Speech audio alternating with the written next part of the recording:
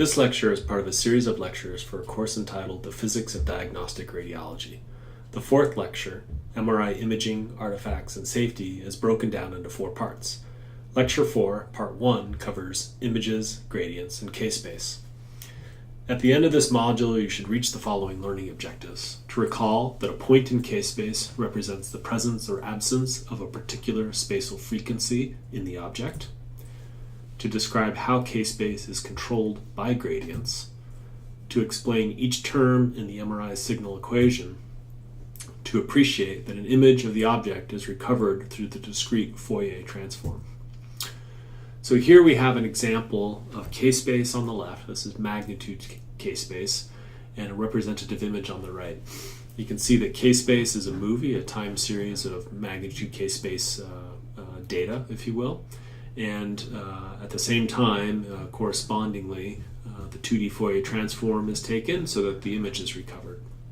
What noticeably stands out here is that a K-space spike creates a banding artifact at a specific spatial frequency.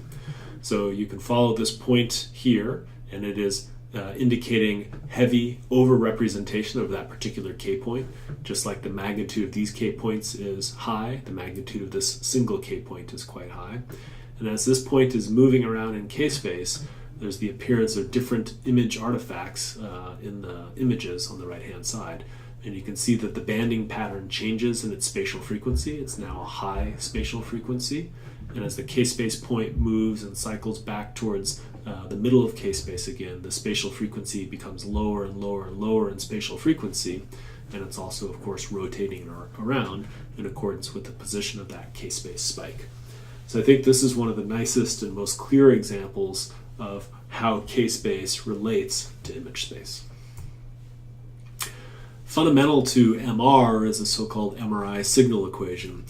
There's a lot of work that goes into deriving this particular equation as a consequence of the block equations, which give rise to this term here, which represents the fundamental image contrast as a function of space. Following the image contrast that's been imparted on the object, we go through a series of signal processing steps that ultimately give us the ability to record a K-space signal. And the MRI Signal Equation represents this. So with this term over here tells us about, for example, the signal at a point in K-space. So in the previous slide we had these sort of bright and dark points in K-space. This will tell you about how bright or dark a particular point in K-space is. And the relationship between K-space and the underlying transverse magnetization is as follows. First, it begins by taking an integral. And the integral here essentially represents Faraday's law of induction. That is, you have billions and billions of spins, all of which are precessing at something close to the Larmor frequency, inducing a current in a nearby coil, and giving rise to, at a particular point in time, a signal that can be recorded.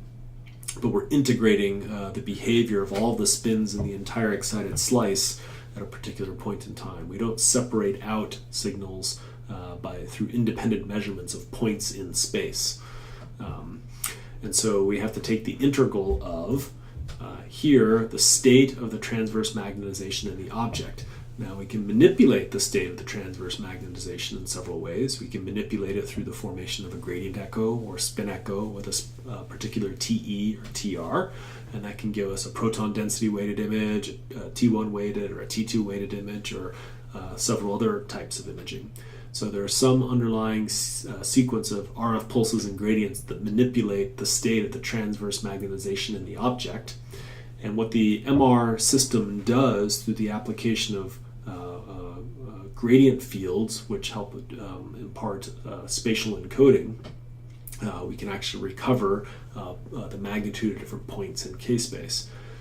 This equation here, or this last part of the equation here, represents the K-space sampling function and is a stand-in for the spatial frequency encoding that MR uses.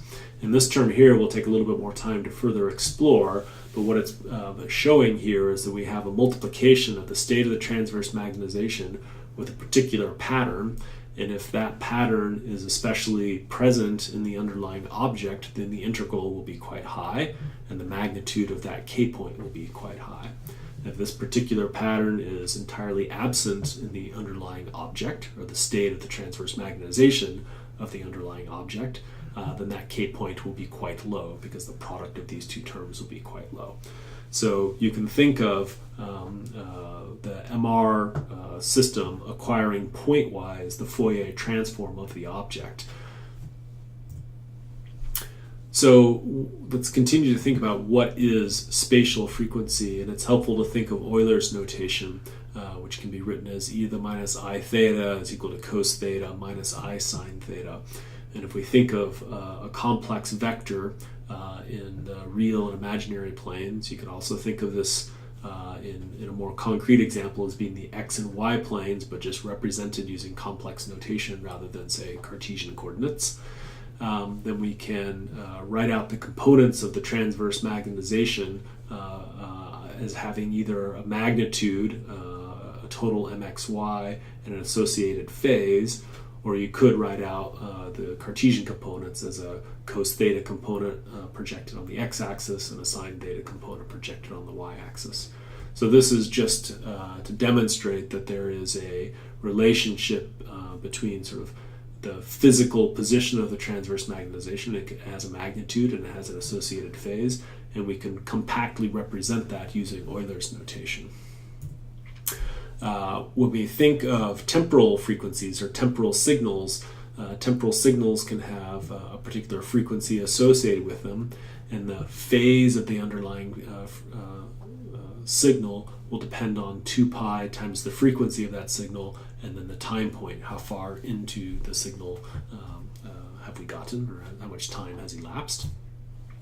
We can do the same thing for spatial frequencies. So spatial frequencies just represent patterns in signals that are a function of distance. And you can think of that as being one dimension along the image. Of course, we're more generally interested in two-dimensional images, or two-dimensional signals, which we refer to as images.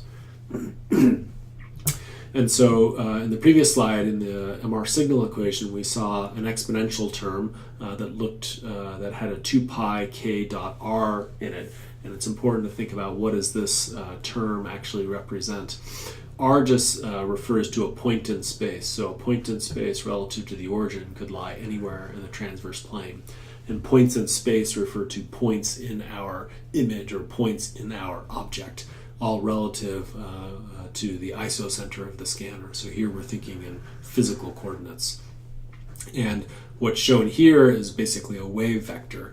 We can define a particular spatial frequency, and for a given spatial frequency there will be a phase distribution as a function of the wave vector that we've chosen. This vector could point simply along the x direction, it could point along the y direction, or in this case you can see it pointing obliquely along the 45-degree angle. And so this is just a representation of the two-dimensional spatial frequency pattern for a particular wave vector mapped over all of space, where all of space in this case represents the points in the image. So spatial frequencies vary over space and depend on the applied k-space vector. So how is the applied k-space vector controlled? Well, it's controlled through the application of gradients. And so here we show a simple gradient waveform, which is just a rectangular gradient waveform. And we consider a point before the gradient's actually been turned on. So before the gradient's been turned on, you could ask, where are we in k-space? And at that point in time, we have not traversed anywhere in k-space. We're just at the middle of k-space. And that's because the relationship between k-space and applied gradient waveforms is as follows. It's related to the time integral of the gradient waveform scaled by gamma over 2 pi. So this is in fact the mathematical definition of k-space. And you can see that it's directly related to the integral of the applied gradient waveforms. And so if we look at a simple example of what happens through the application of this expression, in the case where we are at a time point before the applied gradient waveform, we'll have a situation that looks something like follows. So what we concern ourselves with is the applied B field, because the B field is what dictates the Larmor frequency. And so the B field from the gradients points along the z direction, but it's a function potentially of x because we're considering a gx gradient. And the magnitude of that field will depend on gx dotted with the x position. But in this case, as the gradient's not turned on yet, gx is 0, and so the B field from the gradients is 0 for all of space. What does that mean? Well, it means that spins throughout the excited slice will be precessing at the same frequency. We haven't changed the background field, and so consequently the Larmor frequency is the same everywhere.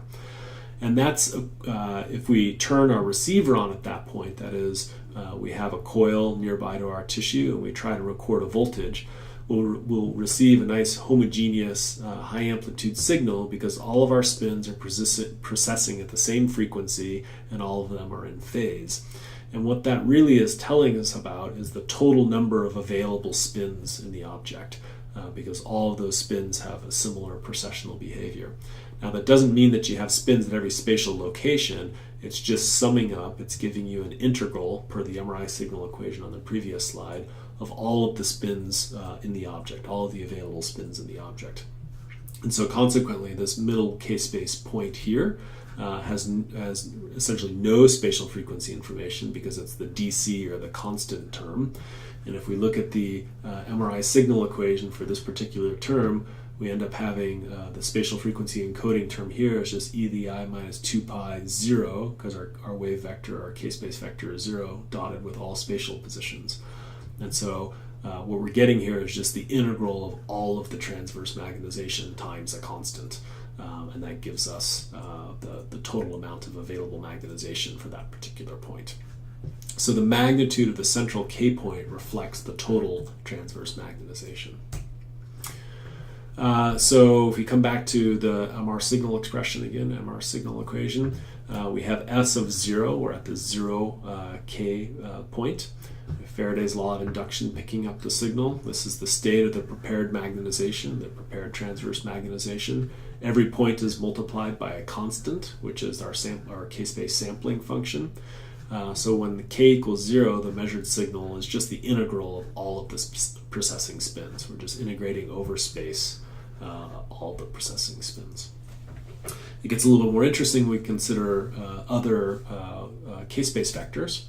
And so let's look at this example here. Now we've moved forward to having an applied gradient waveform turned on for a finite period of time. And at this specific point in time, we now have a magnetic field gradient. As a consequence of having a magnetic field gradient, spins at different locations will be precessing at different frequencies. And so we can see that they're precessing up to a certain point. And at this point in time, you can see that there's a particular pattern, right? We have the spin pointing down, the spin pointing right, up, left, and then down again. So there's a pattern of the bulk magnetization, the transverse magnetization from left to right. And that corresponds to some k-space sampling function that has a spatial frequency that is perhaps something like this as well. And so this is what we mean by saying gradients move us through k-space. If we wait a long enough period of time, we will develop a particular spatial frequency pattern and can sample the magnetization at that point in time. We can move forward even further. We can wind up the spins even more, and if you compare this to the previous slide, you'll see that the spins are now, say, up, down, up, and that represents a higher spatial frequency pattern and accords with having moved out further in k-space. And the MR signal equation tells us that through the application of gradients, we can move out to farther points in k-space, and we can sample our function in a very short period of time at this particular point in k-space, such that we can estimate the magnitude of the k-space signal at that particular spatial frequency. So gradients move us through k-space. And you can see this also through the mathematics of the definition of k-space, that the applied gradients here, we're just integrating them, that's all. They tell us that we are in fact moving through k-space. So if we look at this example just a little bit more carefully again, we can see the gradients move us through k-space as follows. We've applied a gradient waveform such that we've reached a particular k point. That particular k point represents a particular spatial frequency weighting pattern. That spatial frequency weighting pattern is applied to the underlying magnetization. It's effectively multiplied onto the state of the transverse magnetization. And then Faraday's law of induction picks up the signal and tells us how much of this pattern is present in the underlying object, and that accords with the particular magnitude associated with that particular K point. So each point in K-space defines the presence or absence of a particular spatial frequency. And the MR imaging acquisition strategy is to sample many or all of the necessary spatial frequency patterns such that you can reconstruct the underlying image. So again, we can return to this example of where am I in K-space and perhaps appreciate a little bit better now the connection between gradient areas and locations in K-space. So if we're integrating the gradient waveform to obtain the K position, you can see that we're moving out in a negative direction with a negative gradient, so negative along the phase encode direction, but also negative along the frequency encode direction. And so we'll be moving down to the negative quadrant of K-space. And then subsequent to that, we just have a single applied gradient waveform that we associate with so-called frequency encoding. And frequency encoding carries us linearly across K-space and actually simultaneously helps us form an echo signal that we can record. We can play different phase encoding gradients, and different phase encoding gradients will have us get to different starting points in K-space before continuing with the readout to obtain the echo. And we can move out just unidirectionally, just to the left, and read out straight across to the right, and get a central echo, one that goes right through the middle of K-space. So again, gradients move the acquisition through K-space. Now, what's not obvious and what takes quite a bit more time to fully appreciate and to develop is how we actually then obtain images from K-space. And it really arises as a consequence of the Fourier sampling that we apply, and then using the discrete Fourier transform to convert our K-space data back to imaging data. And what it really requires is that if we want to obtain an image of the underlying object, which we represent as I hat, then we have to sum over all of the measured spatial frequencies, all of the different K-space vectors that we've sampled. We have to multiply by the measured amplitude of each spatial frequency. So these are the magnitudes of the points in the K-space matrix. And the magnitude is multiplied onto each of the applied spatial frequencies. And this is just shown in the discrete form, where we have a step size in K-space, and then we have the matrix entry in K-space, the first, second, third, fourth point in the matrix. And so this represents the pattern again, this represents the amplitude of the particular pattern, and this just simply represents adding up all of those spatial frequencies. And consequently, we can recover an image of the object. So the image of the object is obtained from the sum of all the spatial frequencies multiplied by their measured amplitudes. MRI acquires effectively the discrete Fourier transform of the object. Certainly this is the most conventional way of acquiring MR images. Great, thank you. That concludes this lecture.